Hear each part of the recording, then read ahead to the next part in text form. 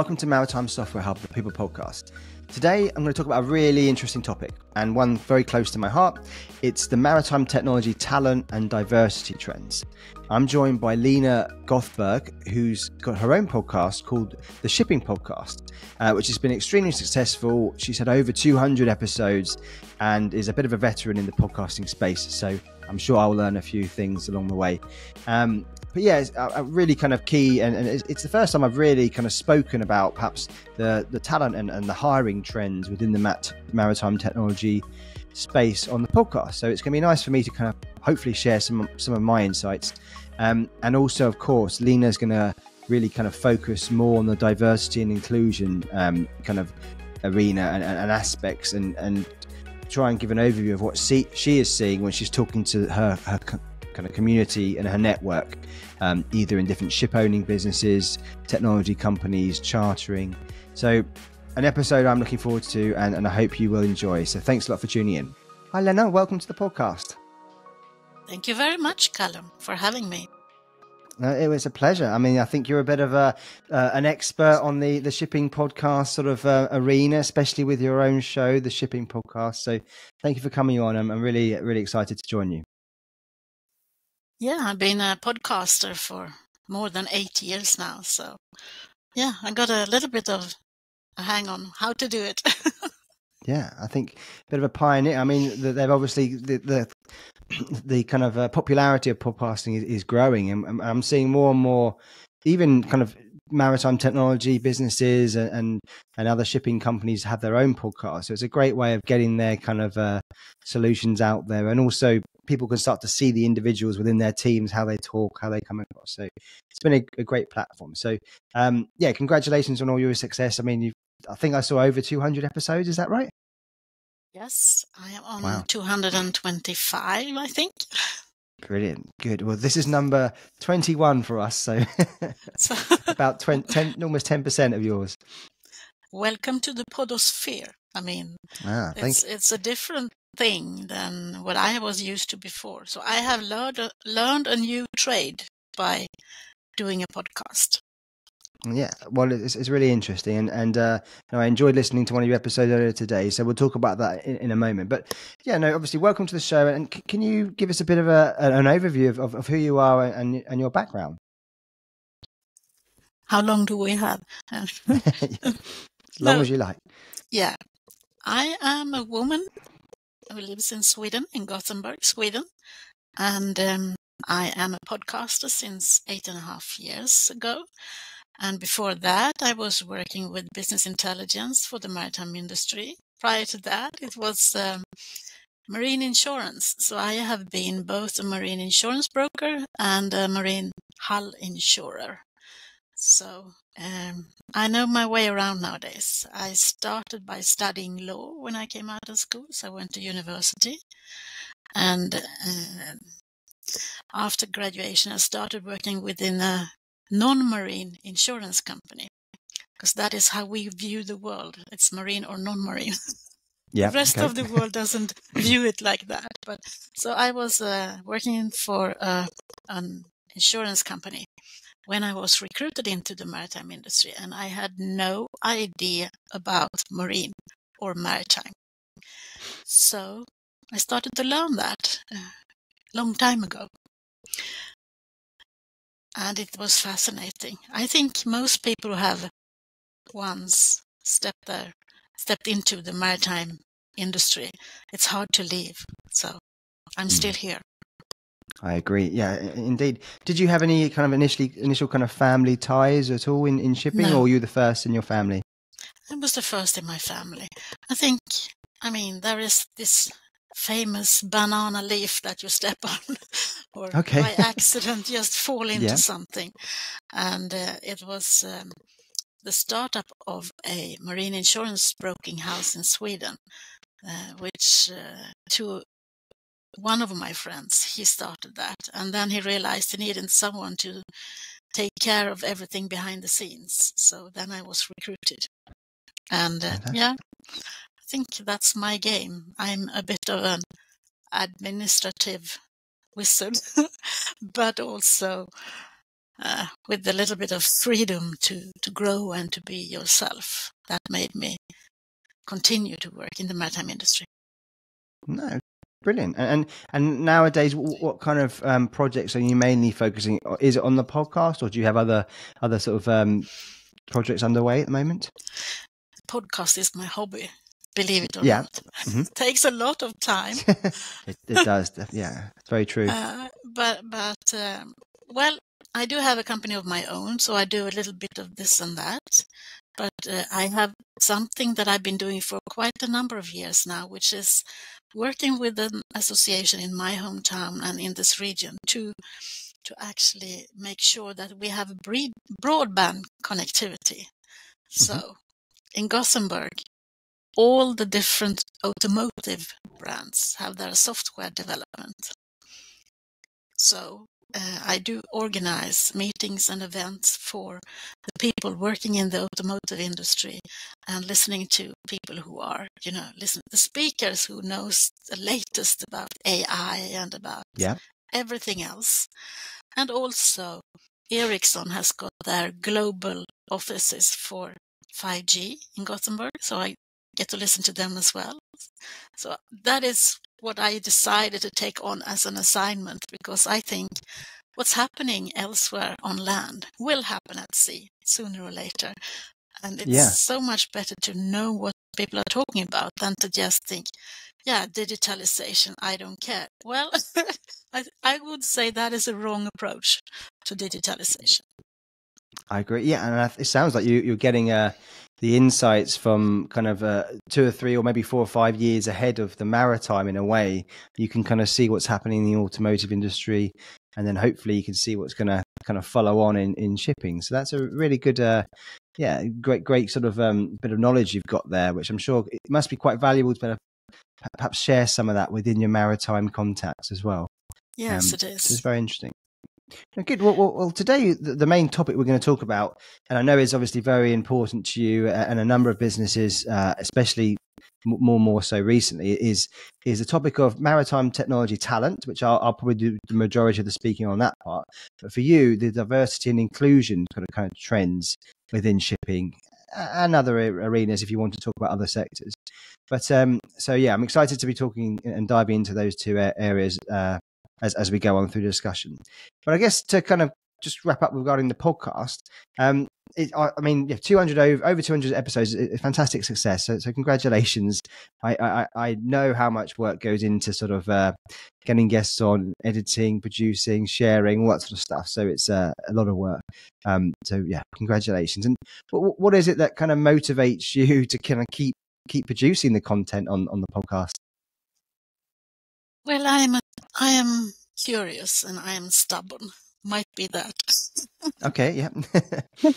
No, but I don't know. I think I have a passion for the maritime industry, and there are so many cool things happening out there, which not everyone knows about.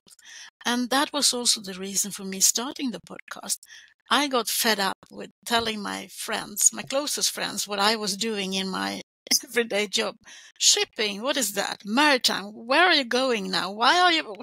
So I started the podcast because I wanted more people to know about our industry. And then I realized after a while that actually it's downloaded mostly in the maritime hubs around the world, which means that, people are eavesdropping on each other in a way. So that made me realize that maybe I should have a little different angle on this. And since I'm a tech nerd, I started to interview people who are sort of at the edge of digitalization and all the tools over there. So that is how it started. And the more I learn or the more I get from the automotive industry, I'm curious to know where is that happening in our industry.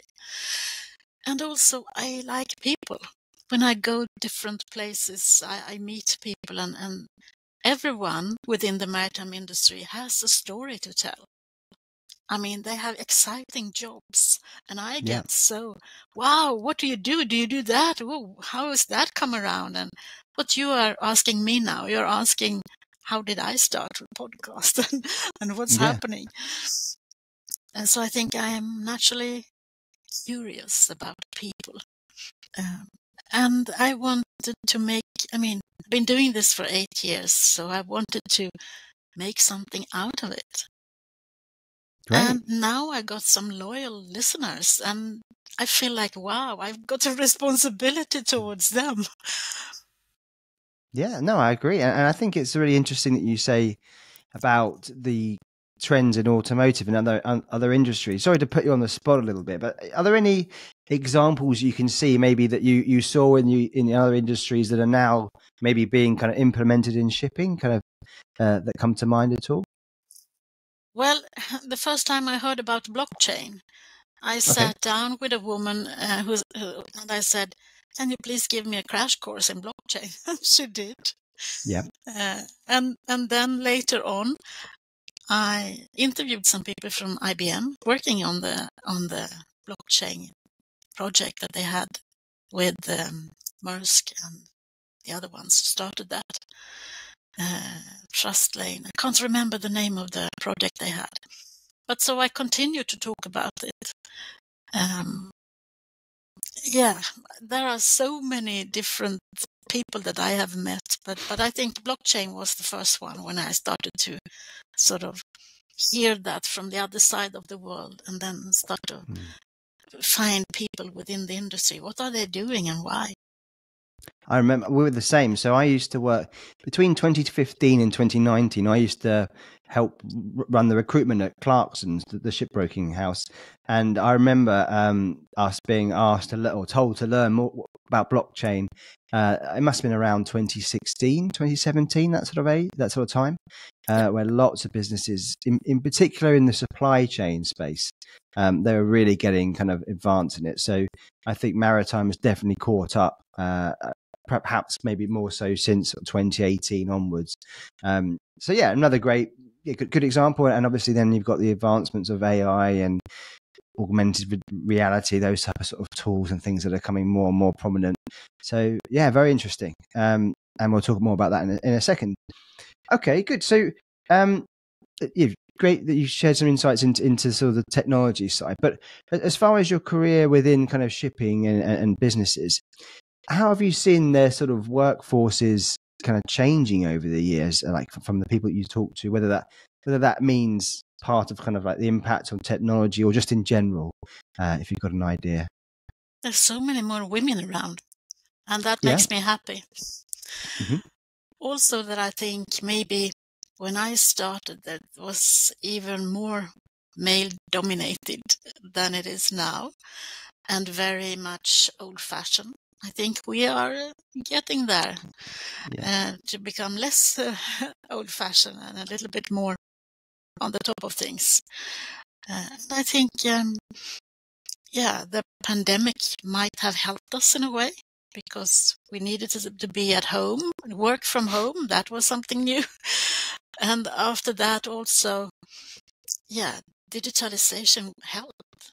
And certain things were made digital, and that helped to make our industry more transparent, so we could actually stand up and say, this is what we do, this is how we do it. And that is important, I think.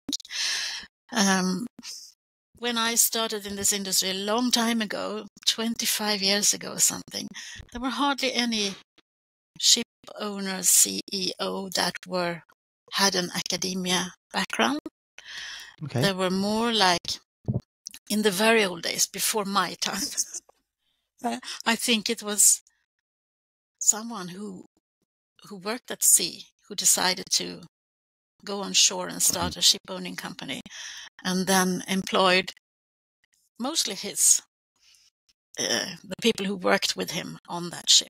And that is how it traditionally worked at that time, which then now has become a much more professional way of looking at both recruitment and qualifications and all of that. Not to say that working at sea is not very important, but it is important. But maybe not everyone should be a copy of each other in the workforce. Because when we know different things, we learn from each other. And I think that is also important. Yeah, and I think from my kind of personal experience, when I was younger, my mother was people that have heard the podcast before probably know this, but my mother was a sale and purchase shipbroker, and she did that for around 10 years or so, working with my grandfather and his S&P business. And we had the majority of our clients that we sold to and spoke to were Greek. And you would find, yes, some of them are ex seafarers and now come on and invest in a couple of ships and kind of trade their way up to having fleets and things. And often the females within the company, as you say, were either the wives or more like the daughters. We found, obviously the sons are there as well, but I remember from my mum's experience, just listening to her try to speak to people on the phone, they would only talk to my granddad and occasionally me, but mainly they would just want to talk to my granddad because they just felt like, okay, this is a lady. Well, I want to talk to somebody else, and it's just I think they're as you said, their kind of upbringing in that period of time. Whereas nowadays things are completely changed. When we used to do the recruitment at Clarkson's, the trainee broker programs and things, that we'd always see around about a third of the applications would be from females, and that steadily started to kind of rise throughout the sort of the later years and things. So I still think it's very much probably 60% dominated by males that are kind of looking to get in the industry, from what I've sort of see from afar now. But yeah, definitely seeing more females, especially if you look at the maritime tech space, Yes.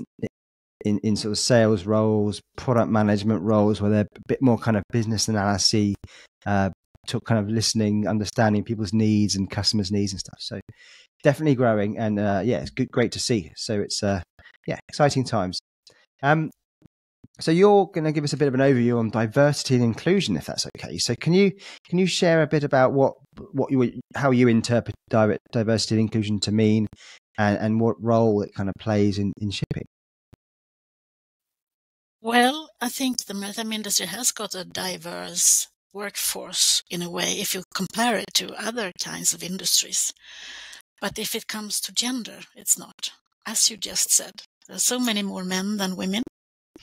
And I think that inclusion is, I mean, it's been a buzzword for such a long time. But I mean, being invited to the party is one thing, but being asked to dance is something else. And I think it's coming, the asking to dance. But it's more like, yeah, look, we have women in our workforce. That is sort of being invited, but not for real.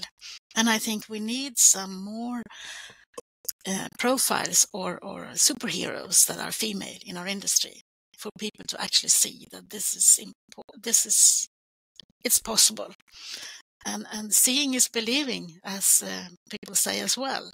So if you see a female in a very important role, then you're going to think, well, maybe I can do that as well. Yeah, I agree. I think I wrote a little article about this on LinkedIn, I think about 3 or 4 months ago. And a big part of, I think, why perhaps some businesses don't hire as many females as they should is because I think that, obviously it's trying to attract them to the role and the company to start with. But I think a lot of it comes down to who the end customer is. They think, okay, well, if I hire a lady or someone that might not be a match, they're less likely to perhaps get kind of be able to kind of speak to our client or customer, and they may prefer to speak to someone more experienced from a certain background or something. It might be a bit of a generalization, but that's what I've seen in the past and I've heard. So I think that will start to phase out, and I think it has been already, as that kind of end user kind of client starts to kind of I don't want to say mature, but like just thoughts and change as well, if that makes sense. That's just what I've seen from my side. Totally agree. And I think that the companies that gets that the first and hires the best women, they will have an advantage to the other companies. And I can also see, I mean, from cargo owners' perspective or from people who are buying transport, for instance, there are so much more women. And as soon as they get that, the people who are selling transport or however you want, shipbrokers or whoever. I think they will have an advantage. Yeah, I think that is the key thing, is just igniting the interest in the industry to start with. And I think that is happening. More opportunities, more kind of flexibility. Obviously, we're working from home and travel opportunities and things. So yeah, we're definitely seeing more and more female hires. Certainly, from our point of view, our sales hires that we do on the software side, I think it's probably about 45%, 65 kind of female to male. And they're kind of across key account management and customer success and business development as well. So I think on the tech side, there's less kind of, not issues with diversity, but it's less apparent. Apart from when you get into the software engineering and the software development side, then it becomes very apparent. So yeah, interesting time. But and that is lots not to a be done. maritime problem. I mean, it's the same problem Yeah. within automotive or any other IT business, that the software engineers are mostly men, and there is a shortage of them as well now. So something has to happen there. But I think it's important that we. I mean, when the blockchain lady I spoke about before, she made me realize also there was no man who had her position before. So she didn't Okay. have to fight a man to come forward to become a leader in this industry. And I think it's the same with the women I speak to who work on the tech side, as you say, developing apps or analysts or whatever. Those kind of positions has not been in the maritime industry before. That is why it's not that hard for a woman to get them or to see, I can do this. But if you are supposed to compete with a man to become the, I don't know, some typical male-dominated position, then you have to think about that as well. But if you are good at what you do and there is no one who has done it before, then you are sort of the first one to do this, and you will be recognized as an asset to your company, I think. Yeah, I mean, there's some really inspiring like female kind of leaders I've seen in the maritime market and satellite communication space, and more so in the digital shipping as well. So I won't name names in case I leave people out, but like no, lots and lots, and it's great. Obviously, you've got International Women's Day and everything, and so I think more and more kind of initiatives are happening, and I don't think you always need to shine a spotlight on it. I think it's naturally growing, and it's just a case of just making sure that businesses are there and welcoming as many as possible, really, and have the platform for them to develop. So I guess sorry. I also see a lot of pink washing, which is terrible. I mean, what's pink washing? Sorry. Pink washing is like greenwashing, but pink. Okay. Greenwashing, but on diversity side, to say, look, we got one woman here. Now we've done our part. I mean, you can't do it like that. You have to have more people, more women to do things. And you are not supposed to. I am against quota. I can just start by saying that, maybe, because that is also a discussion. But if you have two candidates who are equally good, maybe you should choose the woman to get some new insights into your own company or to your own group, or the dimensions are changing. I think that is important. But I do see a lot of companies who are, I mean, there is an international day for women in shipping, women in maritime nowadays, called upon from the IMO side. Some of the things I saw that day was like, oh, they haven't got it. They are just showing up, showing something they think we want to see. And that is not the way it's done. No, can you elaborate on that a little bit? It'd be good for me to kind of get an insight. Well, if I say the other way around, I did an interview with one of the leaders in this industry who said, who I saw, the first time I saw him was in Norrköping. He was on stage, the big stage where everyone is watching them. Mm-hmm. And then all of a sudden he stood up and he said, I'm sorry, I cannot continue here. I cannot participate because it's only men who are speakers in the panel. So he stood up and left the room. And I was, wow, I've never seen that before. So I had to go there and shake his hand And then a couple of years later, I did an interview with him and I said, I was so impressed that you actually stood up and left the stage. And he said, well, there is no development if I was staying there. The other men, they know what to say, and I know what they are going to say, and they know what I was supposed to say. So we need to do some development, and unless there is a female speaker also on the panel who gives the female view on things, there is no development. And his company, they have written down a pledge, and they are actually living after that pledge. Okay. And I asked him, how did that pledge come around? And he said, I've got twins, he said. One boy and one girl, and I want them both to have the same possibilities in the future. And the only way they can have that is for me to actually lead the change. So it's about leadership as well. That's really, really interesting. Well, thank you for sharing that. That's great. Okay, and I guess if we look at kind of the trends in hiring patterns across the maritime technology space, obviously I can help out here. I'll try and give my kind of 2 cents as well. Anything in particular you're seeing as far as kind of like maybe even like regional hubs that are kind of popping up, or types of profiles that seem to be appearing that maybe weren't 5 or 6 years ago or so? I think that the companies have realized that they have to write the job description for more neutral and not skewed towards men. They have to think a little bit outside the box. And also, it actually starts with the branding of the company. And that is where I think a few of the big ones have realized, oh, maybe we need to have another kind of branding where there are also females in our photos and not only men at sea or you know, when they have a crew picture or whatever. I think that has changed a bit. I cannot say where in the world they are hiring more. I think you have a better view on that than I have. But the trend is that we are maybe getting closer to other industries when it comes to how to express what we are looking for. And new roles, as we spoke about the tech industry, that is rather new. I have seen developments about tech from at the beginning. Ship owners said, no, we don't need digitalization. That's not for us. That's for everyone else. Until they discovered it, and then they started to have consultants to show them digitalization.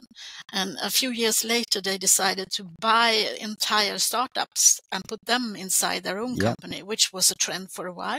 And then they realized, well, maybe that's not what they are good at, the startups, to be leading a digital department within a ship owning company or something like that. And nowadays I see that they are recruiting their own in-house developers or software engineers or whatever. So that is a little bit of a change I have seen during the years.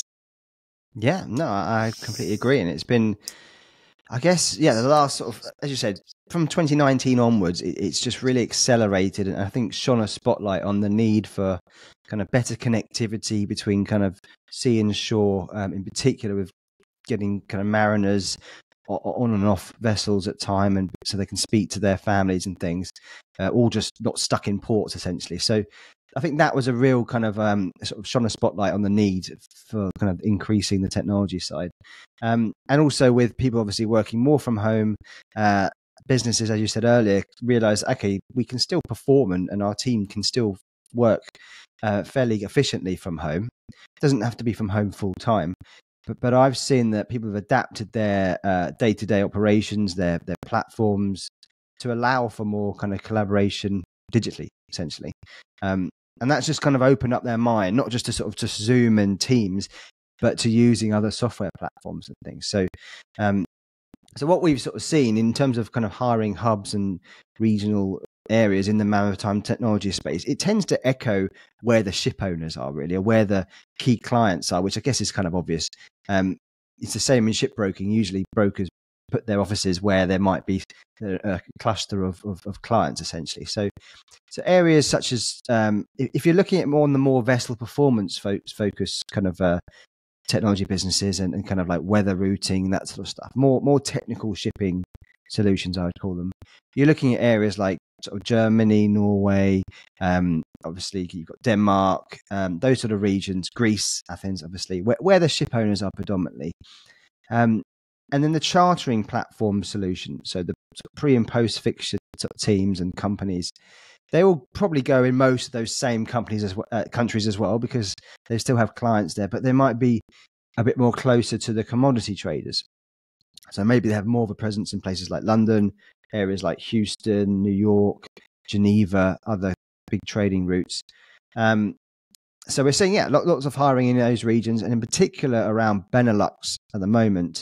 So obviously places like Germany, Belgium, Rotterdam in particular, obviously within Netherlands. Lots of key areas growing, I think. And as far as the type of roles we're seeing evolving and companies being shaped, I'm sorry I'm rambling a bit, but I'm just it's rare I've been asked about the maritime sort of hiring space, so I'll carry on. I think when we see maritime software businesses start up, they tend to kind of start up with obviously a product development team, like software engineering team. Then they kind of go to the phase where it's like, right, now we're going to go to market. We're going to start to sell the business, or the business solutions. And they tend to typically hire people a bit more experienced from the maritime space. So maybe a bit less experience on selling software and data sales, that type of thing. So they try and kind of upskill them on the SaaS side, but they really need that maritime knowledge and network, essentially. And that's obviously still happening lots. But what we're seeing now, I think once the companies are established for 3 or 4 years or so, they're starting to go a bit more Americanized. And we're seeing new roles come in, like, for example, sales enablement and SDR, BDR roles. So not just a sales manager now, you've got layers where you can have sales development representatives, which are really the cold callers to try and get hold of clients and set up meetings for your more experienced account managers and things. So they're happening. And they're using more tools like HubSpot and different digital marketing platforms to help with sales pipeline and things. So I think that's increased the amount of women in the space, because all of a sudden now maritime software companies are open to having these other skill sets like digital marketing, and as I said, like business development, and they will take them on from other industries like logistics, any sort of sales, like insurance sales, like you said. Could be any kind of retail SaaS company, as long as they're confident and they can get on the phone and start bringing in business. So that's what we're seeing a lot, especially as companies invest in shipping and invest in companies. They got big revenue targets. They need the teams to be diverse to get the orders in, essentially. So lots of change. Hope that helps. And I think the next thing that will change is the ports. So we will see much more development on the port side, which also will require a lot of people with knowledge that hasn't really been core to the port prior. So I think there is some change coming that way as well. Yeah, definitely. Well, we're seeing, we kind of split them into sectors. So we kind of categorize it as port software arena, and there's lots of new businesses coming out, in particularly places like Rotterdam, Antwerp, and those ports themselves are investing a lot in their own technologies, kind of all different types of kind of like expenses associated with being in certain berths, being able to monitor kind of the traffic in and out, looking at like lay time, demurrage costs, all that sort of stuff. And then also trying to digitize all the different kind of the actual day-to-day operations and documentation as well as happening hugely. So big companies like Marcura, like you've got Mardocs, they're kind of Tech Play, another one. Lots and lots of interesting companies focus more on the ports and drone technologies to help with their kind of AIS and that type of thing. So really exciting stuff happening. And I guess the last one we'll just sort of talk about is also the increase of kind of cybersecurity businesses. And again, that's kind of like open up more opportunities for perhaps maybe more females and people from completely different arenas that understand cybersecurity, that don't necessarily need to know shipping, but they need to know the threats that are out there. So more and more different people coming from different arenas we're sort of seeing. I had the essentially. same conversation with someone in the health tech business the other day, because we Okay. are trying to not merge them, but we're trying to find uh, soft spot where the automotive software developers maybe can move into the health tech business, because health tech is growing in Sweden as well as a hot area. Yeah. And that guy told me, well, if you are a software developer, you can work. It doesn't really matter what industry you're working in. You can move between, and it has to be the same as you say. It can move from automotive maybe into maritime, or from somewhere else into maritime. It depends. You don't have to know Hmm. that much about the business. On the other hand, if they do get to know about the business, they will never leave. Yeah. No, I agree. And I think more and more of kind of the younger generation are getting more and more exposed at school and later in life about carbon emissions, climate change. And as soon as we speak to candidates, perhaps from outside of shipping, about a role in shipping, and we say that their solution is focused on driving down carbon emissions or monitoring carbon footprint or sustainability, they do start to get interested, because they start to feel like, okay, I could be working something for a business that's actually trying to help the environment. And it is a really good sell, not sell, but it pulls people in, I think, as well. So maybe we don't emphasize it as not enough. No. I mean, that is my soapbox. We need to tell the world what we do, because then everyone wants to come in here and work. But Yeah. that goes back to branding. I mean, branding of your own company, but also branding of the entire industry, because we are lacking so much when it comes to workforce. I mean, if we want to reach all these goals that we have set up, who's going to do it? There is an entire generation who's retiring now. So there are so much more people that we need to get into the business. But I thought about something else. I think there is a lack of those, you were talking about startups and scale-ups and all of that. Then there are not that many incubators in this industry compared to other industries. And also people working with scale-up to show them before they are sort of ready to go to market. There is a different set of skills that you need to do that. And I think, yeah, I've seen a few in our industry, but there should be much more. And if the nations or countries wants to become more sort of Yeah. famous for that, they need to put their money where their mouth is. But the politicians doesn't really know that this is important. Yeah. And And you've got, developing in both ports and developing maritime industry could be adding to other industries. I mean, we could have the other way around. We could sort of export our knowledge into what they are doing.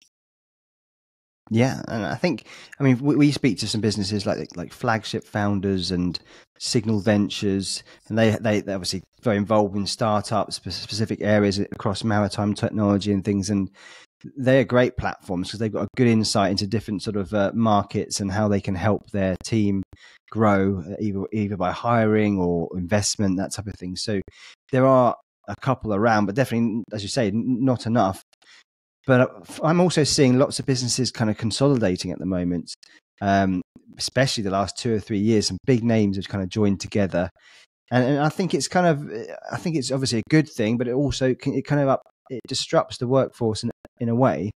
For the people within those businesses in particular, all of a sudden their whole culture can change, dynamics change, maybe completely new targets, that type of thing. So we're seeing a bit of a kind of spill off of people spilling over from that type of thing happening, where they're suddenly looking to leave and they'll join these slightly smaller companies, perhaps, where they got a bit more input and a bit more sort of say into what happens, and maybe they can help develop products a bit better, that type of thing. So that's a big part, I think, of the trend in the recruitment space, is the consolidation, definitely. Because if you're hiring in particular, your candidate pool keeps shrinking, because all of a sudden you're kind of, oh, we can't hire from them because that's a partner. We know we own them now, so we can't poach from them. So the only solution is to bring people from outside the industry in, I think. And that's obviously what we're trying to do day in, day out, and things. So it's slowly getting there. Or maybe use different glasses so that you see the women who are in the company already. No, yes, very true. Exactly. Have more kind of internal promotion, that type of thing, those sort of opportunities. Good. Okay. Well, thank you so much. I think anything else you'd like to share about the topics we've discussed today? No, I think everyone should go and listen to my podcast, the Shipping Podcast. Yes, I had indeed. to promote that. No, of course. I did listen, enjoyed the one I mentioned earlier today that I talked about. Was it digital health? Is that right? The topic of the discussion? The two ladies doing the students and things. So how did they hear about yourself and kind of get onto the podcast? How did that come about? Well, I have a big network. I've been working in this industry for 25 years, and I've been also very engaged in Vista International for a while. I was their communications officer, and so I spoke with women in 52 different countries every day, more or less, since I was the hub for them. So I know a lot of people, and in this particular it was a Swedish guy who lives in Miami working with digital health or health. And so they got to know him. And once they were sort of graduates, he probably tipped them off to reach out to me. And I get so many people reaching out to me, but I do get a lot of PR people reaching out nowadays, and people who wants to sell everything. But I mean, I have to have an interest in what they are doing. So lately I've been just stumbled into anti-fouling and bottom paint. I had no idea. And that is so also important to sustainability for the shipping industry. But everyone is talking about alternative fuels. And hardly anyone is talking about anti-fouling and things like that. So I have done a few interviews on that topic now with paint manufacturers coming up and regulators. And so there are things that I am learning, but I'm also sharing what I'm learning, because people can listen to it. Yeah, there's a really interesting company, Silverstream Technologies, who have, I think their product is focused on kind of on the hull and like driving air bubbles underneath the hull, so it kind of reduces the amount of fouling, that type of thing as well. So they're really interesting business. Okay, cool. So I think you mentioned already your biggest hobby is mainly the podcast. But before I let you go, are there any kind of other things about what you could share about yourself that maybe our listeners may not know? Well, I don't know. I mean, it's only in the maritime industry you get to become an influencer in my age. I mean, it's an old-fashioned industry, so you have to have an old influencer. I think that's one of the things. What I do different, I mean, I enjoy meeting my friends and doing completely different things when I'm off, but it's so little time. I mean, I give so much of my time and my heart into my podcast because I think I get so much feedback and I get to learn to know more people. And I mean, having a microphone, as you know, it's like sesame, open up. When you say, do you want to be on my podcast? So people are very generous. And I think I've had one or two saying no during my time when I've asked people to become a guest. And that is something I really appreciate. So. Yeah, no, it is. It's really helpful for both sides. It's kind of just sharing kind of knowledge and obviously kind of promoting each other is really valuable. And I'm so grateful for you to coming on and featuring on our show. So it's a real privilege. And I'd just like to say thank you. And if anybody would like to reach out to you and get in touch, what's the best way for them to do so? They can send me an email, hello@shippingpodcast.com, or on Instagram and Facebook, it's Shipping Podcast. You're welcome. Okay, great. Nice and easy. Excellent. All right. Well, pleasure to speak to you, and thank you again for joining me. Thank you very much for having me. You're welcome. Thank you for listening to this episode of Maritime Software Hub. Really enjoyed my conversation with Lena. Also, it was great to talk about the trends in the maritime technology kind of hiring space, and to focus on diversity and the role women are playing in shipping and shipping technology businesses. So thank you again for joining us. If you'd like to learn more about our podcast, if you haven't perhaps listened or tuned in before, visit www.cordellbeaumont.com. Go on the podcast page and you'll see there's a whole range of different previous episodes where we talk to other kind of maritime top technology businesses, usually either their founders, the C-suite team, or head of sales, head of product, that type of thing. And I'll give you a really good overview of the different career opportunities that are available in the space. We also offer online courses and kind of on-demand courses focused on either the digital shipping market or the commercial shipping space. So please do have a look at our Cordell Beaumont Academy, and hopefully there's something that you enjoy and will be helpful to you. Thank you again.